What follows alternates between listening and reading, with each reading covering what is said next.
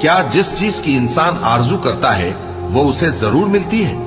سو آخرت اور دنیا تو اللہ ہی کے ہاتھ میں ہے، اور آسمانوں میں بہت سے فرشتے ہیں جن کی سفارش کچھ بھی فائدہ نہیں دیتی مگر اس وقت کہ اللہ جس کے لیے چاہے اجازت بخشے اور سفارش پسند بھی کرے۔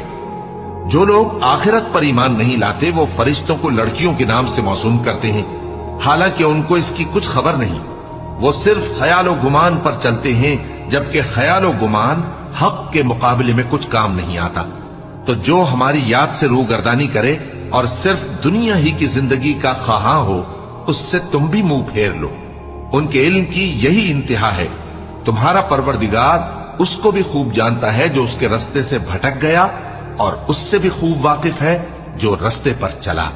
اور جو کچھ آسمانوں میں ہے اور جو کچھ زمین میں ہے سب اللہ ہی کا ہے، اور اس نے خلقت کو اس لیے پیدا کیا ہے کہ جن لوگوں نے برے کام کیے ان کو ان کے اعمال کا بدلہ دے۔